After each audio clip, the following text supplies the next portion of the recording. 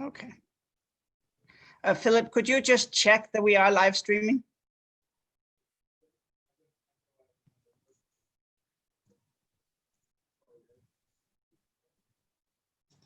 It says on the top we're live streaming. There was a sign saying live on YouTube. Okay, good. I haven't got the link to go there. All right. I'm hoping that it works. Okay.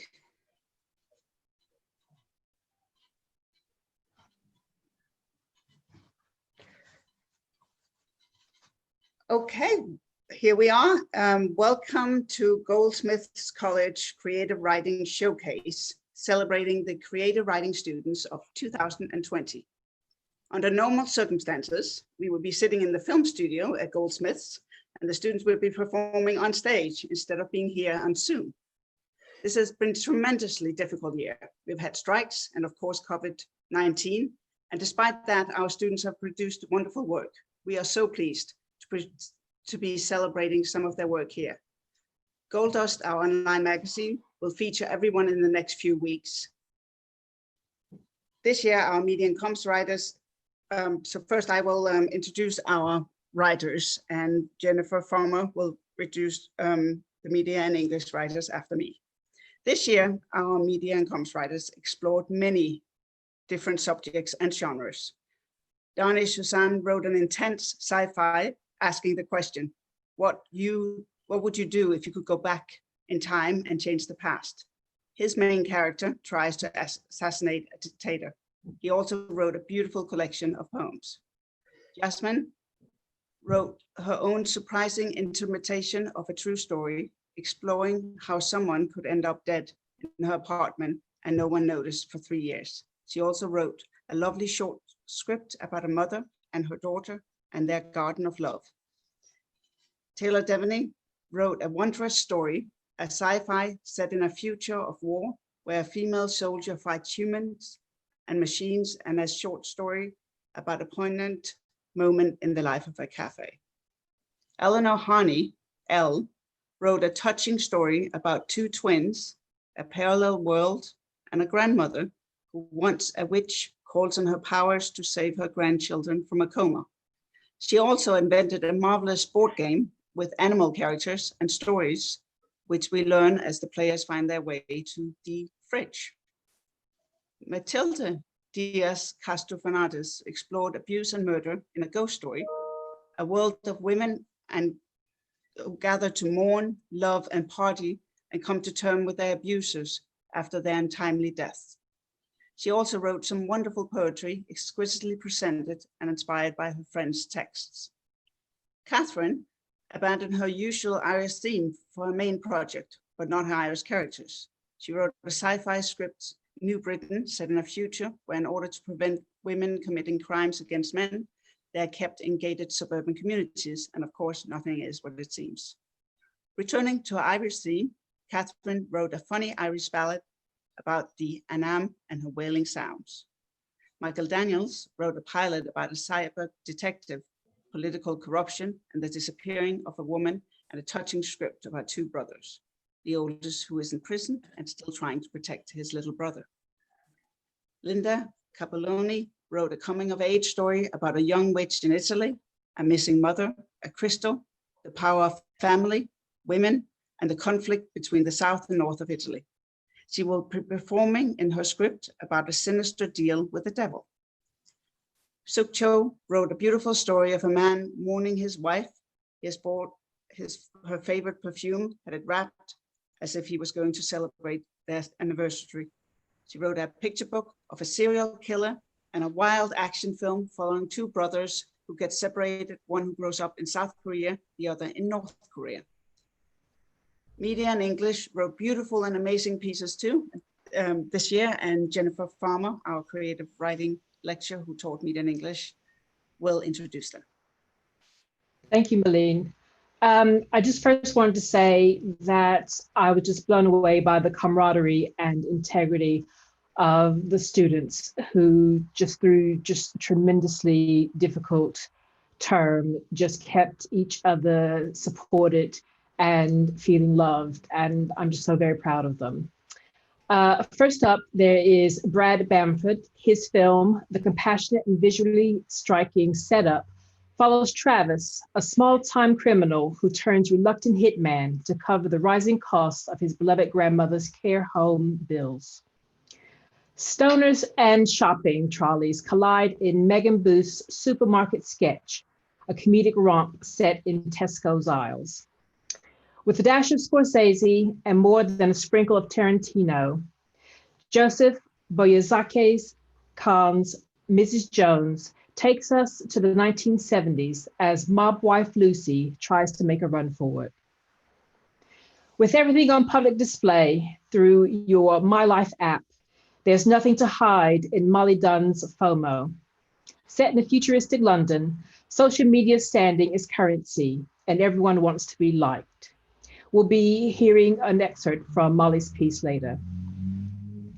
Jeremy English Numa, Brixton Prospects, takes us on a journey through a South London ravaged by gentrification. Returning home after serving a prison sentence, Ord realizes that both Brixton and himself are now unrecognizable.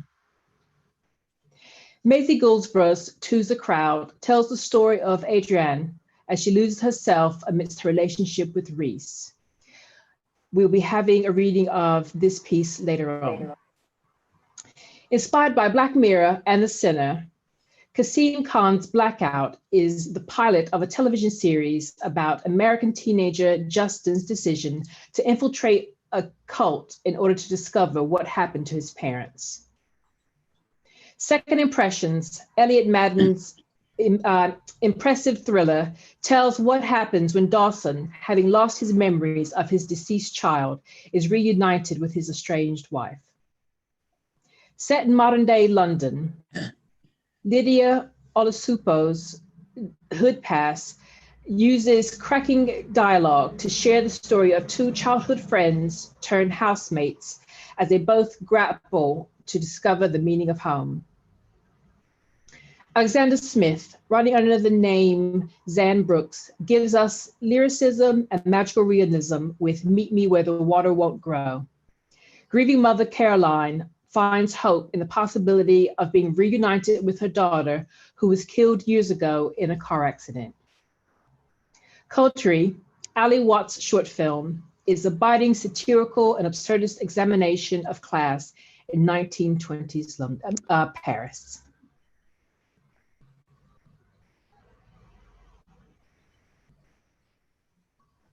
Thank you, Jennifer. We are joined in this workshop reading by actors from the Goldsmiths Theatre Department and the Royal Central School of Speech and Drama. As this is a workshop read-through, all the actors will be playing parts that don't necessarily match their ethnicity and their gender. I would like to introduce our actors. Georgia Birchall will be reading Maisie Goulsbra's To's a Crowd. Georgia is an emerging Northern actor who graduated from the Royal Central School of Speech and Drama. Georgia, can you just say hello? Hello, everybody. Grainne Pearson Cockrill, can you just say hello so we get you on the screen? Oh, yeah. Jamie Buitelaar. Jamie. Hello. And Lewis Pickles. Hiya. Hello. We'll read scripts for Sook Cho, Linda Capelli, and Molly Dunne. Grainne is a performer, writer, and jack of all theatre trades. Her internet is broken, so she's running this Zoom meeting on data. Jamie is in the MA Applied Theatre program at Goldsmiths. She is from Singapore and has been acting casually since she was a kid. And she has been spending lockdown learning to make soufflé pancakes. Lewis is a stunningly talented performer, producer, and South London drag queen superstar. Or at least that's what he tells himself when he sings in the shower. Thank you to all of us for being with us. We will start with Sook Cho's script, Who Are You? We are in North Korea in 1956. Two brothers get separated in these first pages that we're going to read, and one will end up in South Korea and the other in North Korea. They will then both be trained in respective armies, and the story ends with North Korea being burned to the ground. Kunsa will be played by Lewis, Sinja will be played by Grainne, Khan, Jing, and Soldier will be played by Jamie, and Philip Palmer will read the narration. Who Are You? Written by Sook Cho. This story is a fictional adaptation of the true historical events in South Korea during the 1970s. Exterior Dumankang River night. Young Kunsa, 19, crosses the river with his family. The baby is crying on his mother's back. Kunsa makes funny faces to make the baby stop crying. Young Shinsa, 18, Kunsa's brother, complains about the noise. Can someone please make him stop crying? The baby doesn't stop crying. In the distance, a siren can be heard. A North Korean general, Kang, 40 years old, shines his torch in the river. Who was that? The flashlight illuminates Kunsa's family in the darkness of the water. Kunsa's father shouts, "Everybody hide!" When they're about to move, Kang shoots them all dead, except for Kunsa and Shinsa. No! Mother! Mother! Father! The baby sinks in the water. Kunsa goes under the water to bring him out, but it's too late. Shinsa collapses by his parents' dead body and starts to sob. Kunsa forcibly drags his arm away. Hey, snap out of it. We've got to move. We're in danger. Shinsa keeps on looking back. Kang and the other soldiers keep shooting towards them, but they miss. Hide. When Kang and the other soldiers are not looking, Kunsa and Shinsa go underwater. One of the soldiers illuminates the water with their flashlight. Where did they go? The soldiers go to another side of the river and illuminate the water with the flashlight. Kunsa and Shinsa swim up out of the water to take a breath. That was close. Let's go. The soldiers are still looking for us. While the soldiers are not looking, they rapidly swim 1,000 kilometers away from the shore in North Korea. They are heading towards South Korea. From Dumankang to South Korea, the journey takes them about 18 days. When they are halfway through the river, a jellyfish stings Shinsa. Ouch! Shinsa, are you all right? Shinsa lifts up his feet. His feet are bleeding. Kunsa sees Soldier 1. He pushes his brother into the water, then throws himself in. Exterior underwater night. Shinsa stares at him with a dirty look. Kunsa signals to him that a soldier is coming. When they get halfway to South Korea, they emerge from the river. That was close. Are your feet okay? Shinsa is in pain. Wait a minute. Kunsa sees the town far away. We're almost there. The hospital's nearby. Shinsa and Kunsa swim. At that moment, the stream becomes white rapids. Kunsa and Shinsa grab the branch of a tree to stop themselves being dragged away. Brother, I can't bear it anymore. Don't let go. We're almost there. Brother! Shinsa's hands slip off the branch and he is swept away by the current. No, Shinsa! Shinsa! Shinsa vanishes into the water and his body rapidly sweeps away from Kunsa's sight. Kunsa starts to sob. Caption, a few hours later. The river calms and Kunsa lets go of the branch. He wipes off his tears and swims towards the land.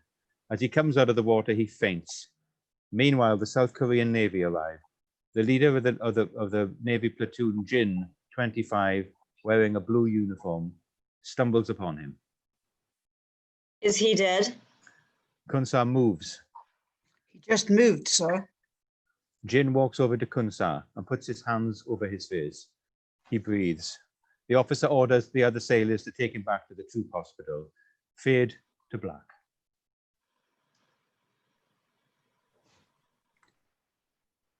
And if we can just see you, Sook. Yes, Say some more. thank you. Thank you. Our next piece up is Danish Hussain, who wrote his own fairy tale for this performance, Mr. Wolf, and he will read it himself. Thank you, Malene. Humans are smart, Mama had said. Between the gentle grip of her teeth, neck prickling with heat as she carried him by the scruff, she had spoken those words of wisdom into his ears. Head held high even as she limped her way into their home, leaving bloody prints in the shape of her paws. They are cunning, she had continued, tenderly laying him down at the back of the cave. Cautious and paranoid, dangerous. Then she had lowered herself beside him with a groan. Leaning on her side, she stretched out her hind leg to inspect the wound. The fur was matted and stained red. She licked at the side of his face when he recoiled and whimpered at the sight of her blood. "Don't cry, my child," she whispered, slowly nuzzling his neck. "Take this as a lesson. You may not have weapons like they do, but you have your mind. You must be smarter than they are, more cunning. Promise me, son. Promise me that you will." "I promise, Mama," he had shakenly replied. "I promise." And she had smiled, muzzle pulling back to expose sharp teeth, eyes glazing over. He had tucked himself under her, desperate for her warmth, more frightened than he had ever been in his short life. She did not make it through the night. From that moment he had hardened, adapted, learned to survive. He had learned to protect himself from the humans, learned to keep himself fed.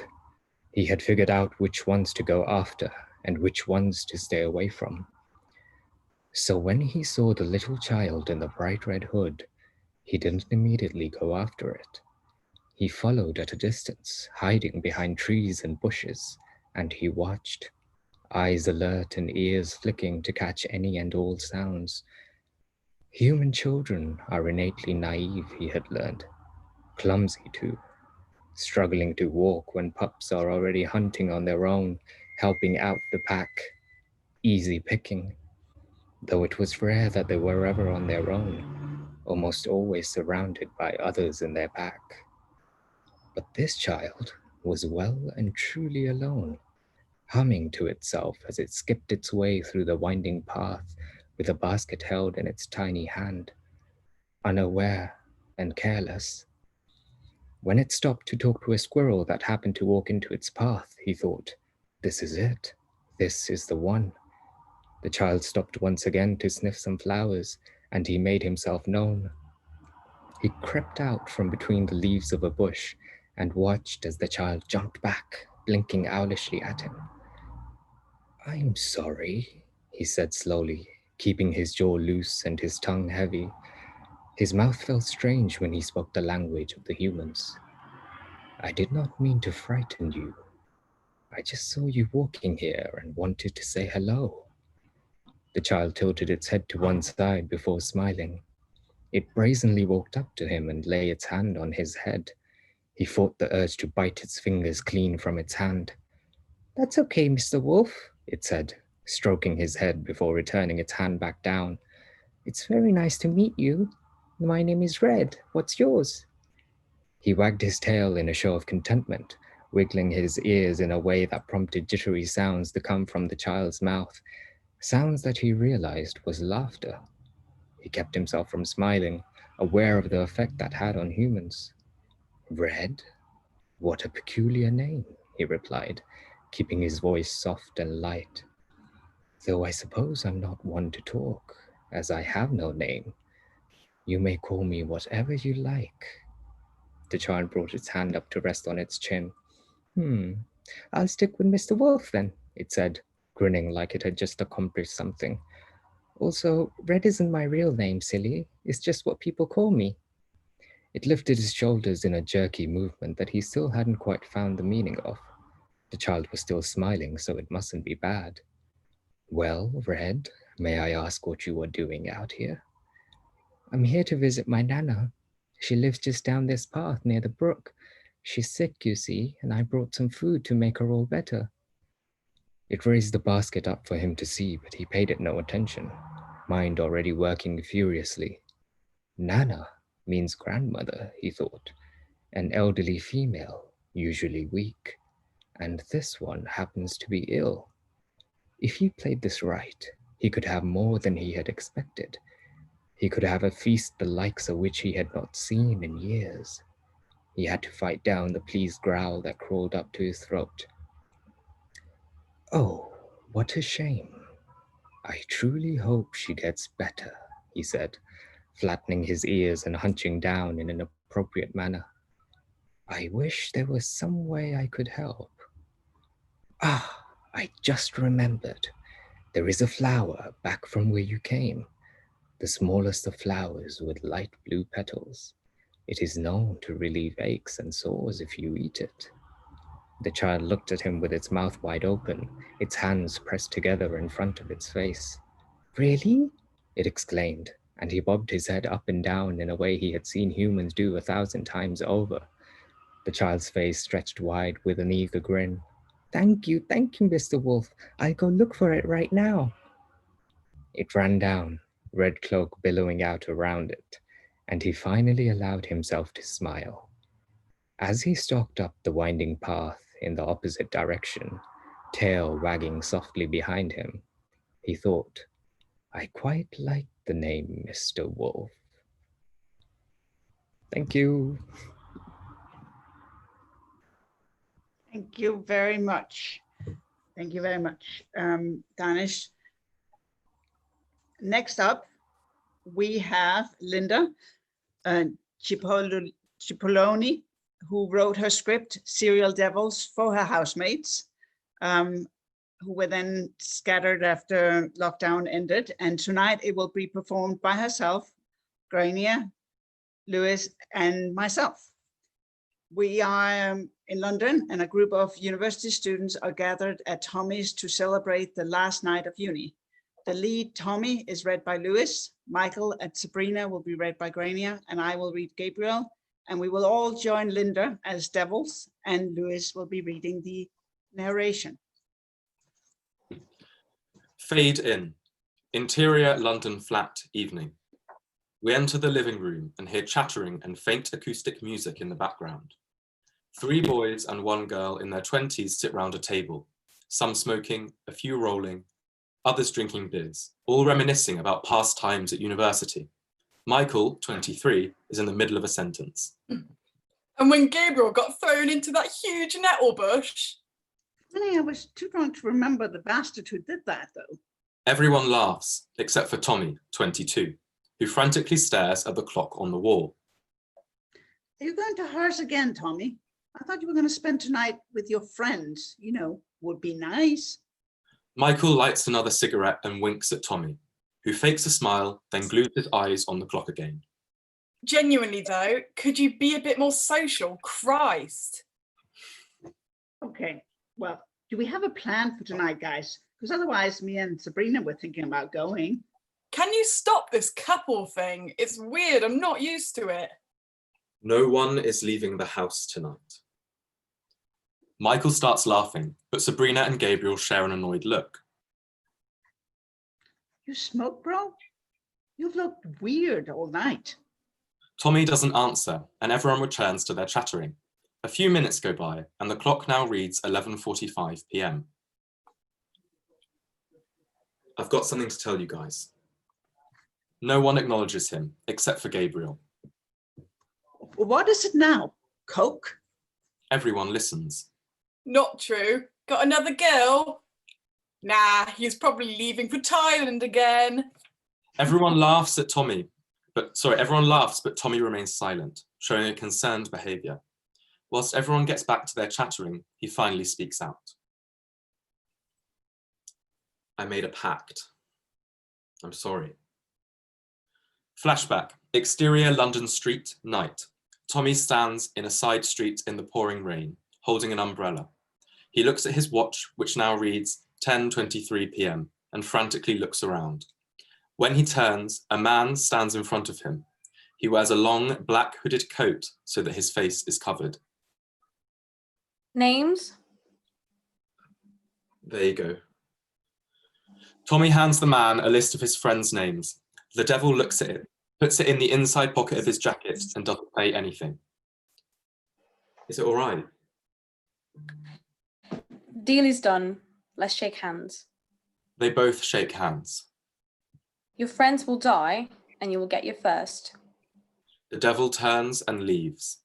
Interior London flat, evening. Everyone drinks and smokes, not paying attention to what Tommy said. Oh, Tommy, you are so gone. At least share some of whatever it is you have. Oh, not for me. It's our last night before graduation, before our boring lives begin. We deserve some fun, I think. Tommy frantically taps his fingers on the table, breathing heavily. You're all gonna die.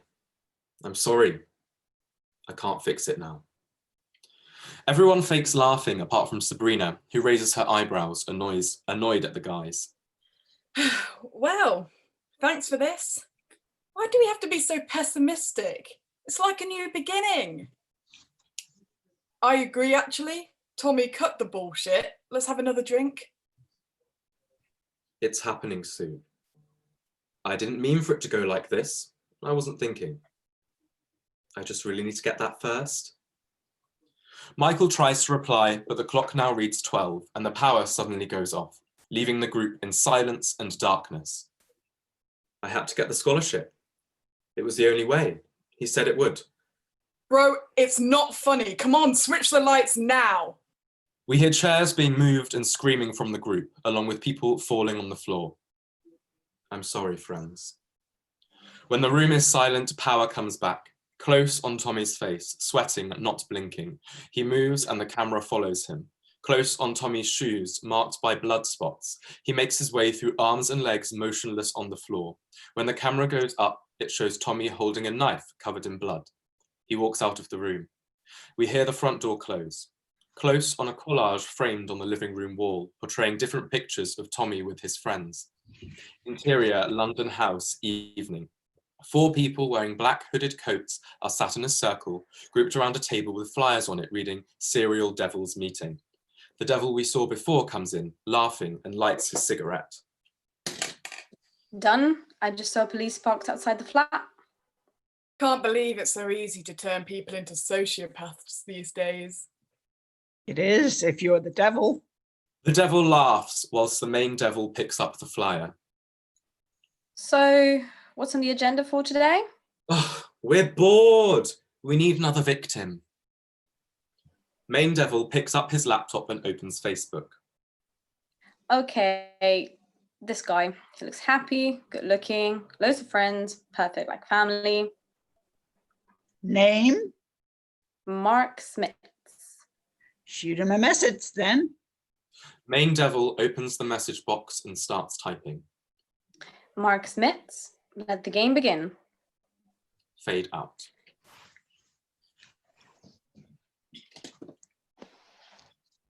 Thank you all for reading. That was great. And thank you to the actors who agreed to do this. And thank you, Malene, as well. That was good. Thank you, Linda. And I will turn it over to Jennifer again. Hi, everyone. I am just so proud and thrilled to be able to share these next 2 pieces. Both Maisie and Molly just worked extremely hard, and both were such outstanding support and lights for their fellow writers. First up, we have Maisie Goulsbra's story, Choose a Crowd. In modern-day London, MA student Adrienne struggles to balance her studies with her new job as a nanny, as well as her budding relationship with the charming yet troubled Reese. Told primarily through a detached third-person point of view, Maisie's short story is a nuanced examination of the stealthy impact coercive control has on a relationship. It'll be read by Georgia. Thank you, Jennifer.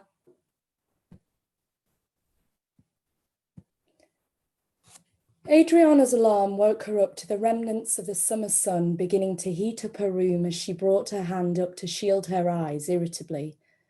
The boy next to her was undisturbed. Gentle snores protruded the bed covers, their source hidden. Only a foot stuck out with its sock hanging off. Emerging from the covers, Adriana sat on the edge of her bed while she allowed time to take in her situation. She peered over her shoulder at the shape of the body beside her, then opened a huge pizza box and was happy to see that one piece remained. Dropping the lid back, she pulled on a pair of trousers. Then pulling her fingers through her hair, which was tangled in a big knot, and attempting to plait it, she called, "Hey, I'm going. Catch you later? Don't I get a hug?" She was pulled under the covers to join the body.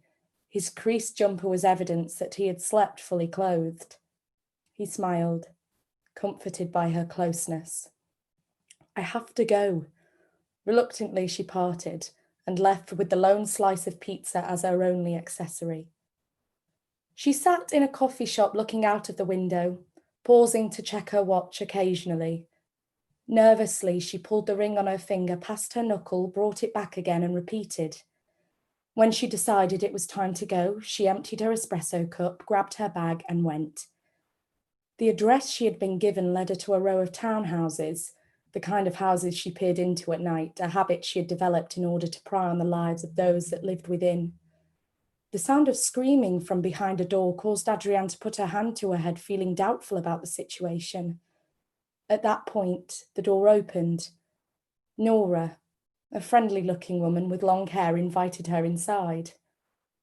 Adriana sat down with a glass of water and scanned her, noticing the woolly slippers on her feet. The scent of washing powder lingered. Nora returned the glance and smiled when she fell on Adriana's plait. "I'd just like to know a little bit more about you and why you're interested in the job. This is your first time nannying, isn't it?" Yes, it would be. Adriana had never aspired nor imagined that she would become a nanny. She had signed up to an agency on a whim in the hope of finding a job to leave her weekends free. The family's old nanny was leaving for a job that gave her more hours. "Don't worry, that suits us. The girls are quite grown up and they know their routine. We're just looking for somebody to fit into the family. Quite like an older sister, I suppose. Would you be okay preparing lunches and dinner for the girls?" She made Adriana feel comfortable, the same age as her own mother. "Of course. And how do you think you'd manage if the girls act up? Obviously, they're good kids, but they're young and energetic, you know? It couldn't be too difficult. Anyway, I'll go and get the girls so that they can meet you." "That would be lovely." Glad that the girls would act as something to take the attention off herself, Adriana breathed out. Olivia and Jessica came in very shyly at first. They looked up at Adrienne in awe, who looked back just as fondly. Then, on realising she had better make a good impression, she cleared her throat and took a deep breath, not nervously, but as if she had just woken up. "Hey, girls!" They giggled, and the eldest Olivia did the talking. She replied while rocking her body nervously at the prospect of talking to a stranger. Nora went to go boil the kettle, leaving the three girls to learn each other's names and favourite colours. Adriana tried her best to memorise everything Olivia and Jessica told her. Olivia was 7 and Jessica 5. When Nora came back in and asked if they'd been having fun, it seemed that the girls' excitement had rubbed off on her because she started telling her how desperately she needed a new nanny. She thanked Adriana and told her she would be in touch. Adriana left feeling light with a smile on her face, but finally accepted the hangover she'd been battling. Reaching into her pocket for her phone, she called the boy she had abandoned in bed earlier. "Hi." "Finally. What are you doing?" Reese replied. "I've just finished my interview." He laughed at Adriana. "Did you get the job?" "They're going to let me know." He interjected. "Where are you now?" "Where are you now?" she asked, tired of his questions, but grinning. "Around the corner." Adriana turned from the street with clean-fronted townhouses onto a road lined with flats. A boy in jeans and trainers leaned against a lamppost. He looked at ease with the street at his backdrop. Although Reese knew Adriana was approaching, he busily continued using his phone. She was a few feet away when he looked up and reached out to hug her. Smiling, she allowed herself to be pulled in by him, and he held her surprisingly firmly. The first time she ever saw him was when her friends came to visit the bar she worked at and brought Reese along. Their friends were an assorted bunch who ran a radio station together. With them, Adriana felt part of a family. The way he looked at her that night hadn't gone forgotten. They had their first proper conversation in McDonald's about 4 a.m. when she finished her shift.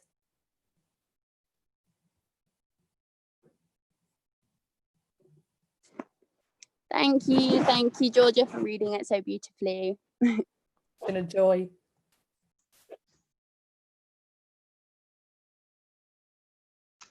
Thank you, both Maisie and Georgia. Next, we have FOMO by Molly Dunne. London, 2050. And May, a young influencer, has been tempted with unimaginable amounts of money and social currency to have a baby as part of future lives, the government's scheme to combat falling birth rates. Molly's short film is a vibrant and visually innovative dystopian drama that explores the real cost of doing it for the gram. May will be read by Jamie, Cleo, Eleanor, and Waiter by Grainne, with Liam being read by Lewis, and I'll read the scene descriptions. FOMO. Exterior, London, cityscape, day. London, 2050. The Shard, Big Ben, and the Gherkin have their ground floors submerged in water. They are dwarfed by mirrored skyscrapers, roofs smothered with lush crop farms. Only the top of the O2 Arena remains, the Thames now lost under high water levels. Tall modern buildings connected by grav track roads rise above the flood. Interior, Love and Light Cafe, Angel, London, daytime. 3 young adults sit in a booth drinking vegan matcha coconut milkshakes. Immaculately dressed, they give off an air of arrogance. Others in the cafe look and whisper whilst the trio live stream their conversation on the My Life app. Cleo, 24, fashionista, scrolls casually through moving holographic images of potential dates in the air.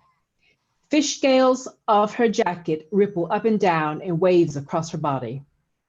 Let's face it, we're all replaceable. There's always going to be someone better out there. What's the point in trying? Speak for yourself, Cleo. Liam, 22, fuckboy in a pink Balenciaga jumpsuit, pouts his perfectly symmetrical angelic face. I know there's no one better than me. May, 27, yoga influencer, kind eyes, athletic figure. Please, Liam, you're the worst. Didn't you take a guy to Starbucks last week because you forgot his name? Liam sniggers. May and Cleo burst into laughter. Good idea though, right? Starbucks saved my ass with that cute laser printing name trick. Ingenious. Thank the Lord Starbucks has kept its traditions.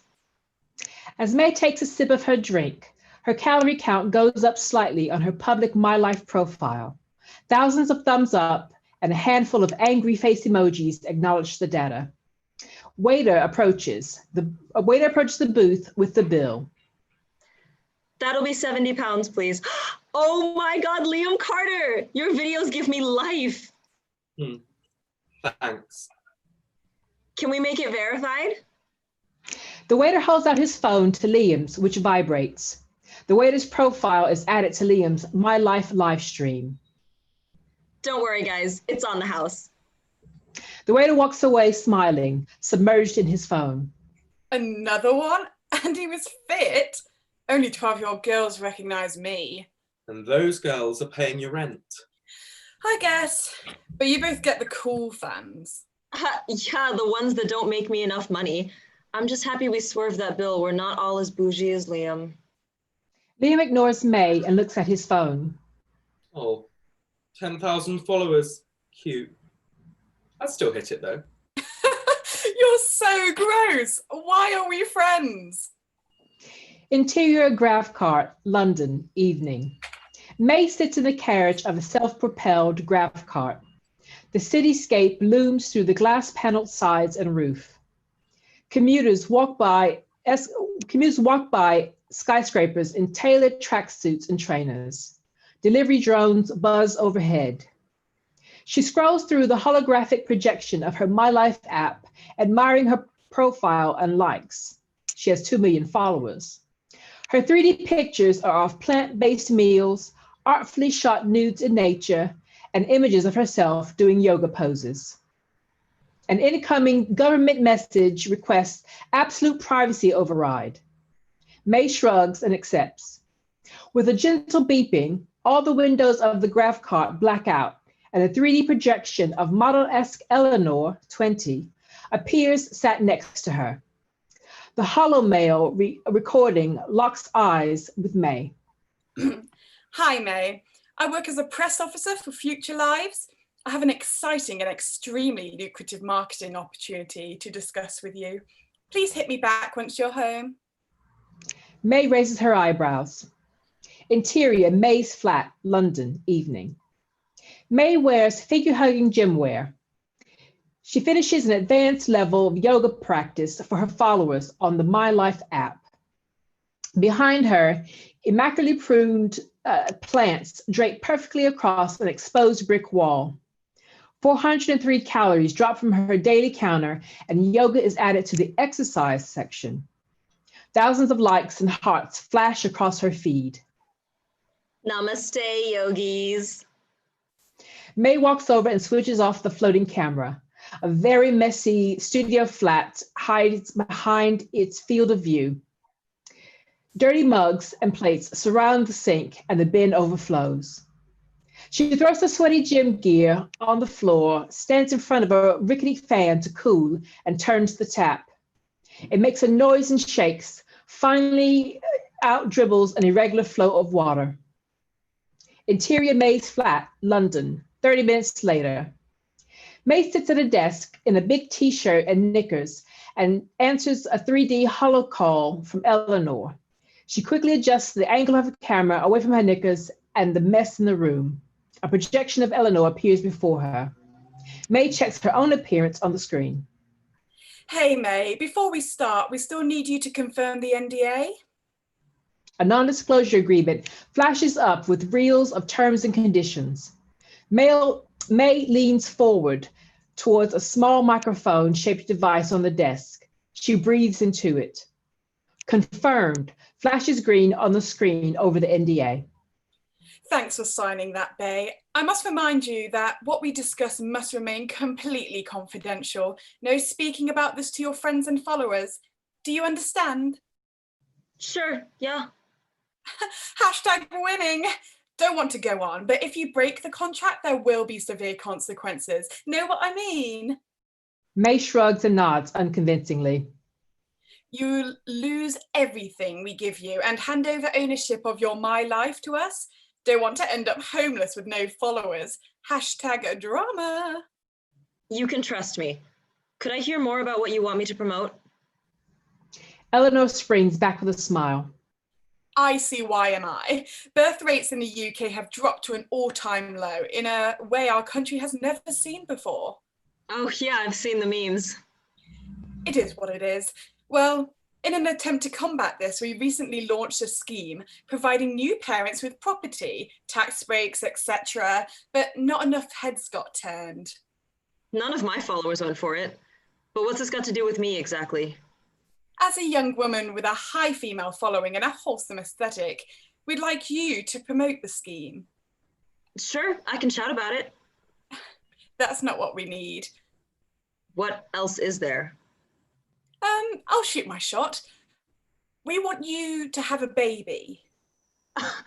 A baby? That's kind of wrong.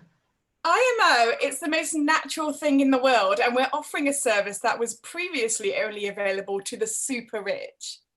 I'm not really the mum type, Eleanor. I can't even. A strong-minded boss bitch single mum. We adore your clean lifestyle. You are everything. May's eyes glance up at the messy room. I'm okay. Thanks for the offer, though. Hear me out, May. As well as the property perks the usual parents receive, you'll get a 7-figure salary. Also, we can boost your followers to elite levels. You will break the internet, May. Dozens of holographic projections of potential properties, income streams, and opportunities fill May's room. Her eyes widen as she attempts to hold back her smile. That's hundreds of millions. We can make it happen. All the A++ venues now open to you alongside our gold standard security team and private healthcare services. No more stagnant NHS for you. After all, you'll be helping the country's survival. What else would I have to do? Just mention the perks of the scheme to your audience and share the joys of being a parent with your followers. Can I think about it? Of course. I'll email you the property options now. YOLO, May. May swipes through luxury properties floating in midair, lingering over one with panoramic woodland views and sighs. The end. Thank you, guys. That was great.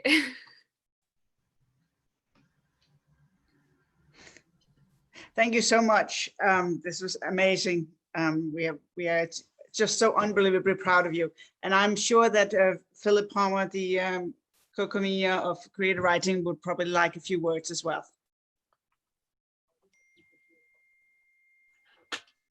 I just wanted to say that was a wonderful showcase. Really, what I love is the variety of work, the richness of imagination, and the performances were tremendous. Thank you all for that. I'm just amazed at how much you've had to endure in this year. It's been the most extraordinary and stressful year anyone could have imagined, and many things have suffered because of that. The one thing that survived is your energy as creative people, your creativity. The quality of the work has not diminished in any way compared to any year. This has been an absolutely fantastic year. All of that is down to you, but the inspiration that was given to you by Malene and by Jennifer as your third year tutors, and also by Eamon and by Louise teaching in the other years, that's really what's enabled you to grow in potential and grow in confidence as creative people. So I'm proud of all of you. Thank you all very much. I'll be quiet now. I think I just want to say thank you to all of you, hurrah to all of you, and you should feel very proud of what you have achieved. While the world went to hell, you actually came through and did really good work. So thank you. And now it's time for the cheering of the creative writing classes of 2002. So I want all of you to turn on your cameras. All of you. I'll drink some. And we'll do a cheer for the class of 2020. I will read each name, and every time a name is read, you will all cheer and hurrah them and clap them. So let's start. You all on? Elle, we're missing you. Sook? Elle, we're still missing you. I'm hoping that Elle will be able to she was there before. She was there. Yep. Okay, hold on.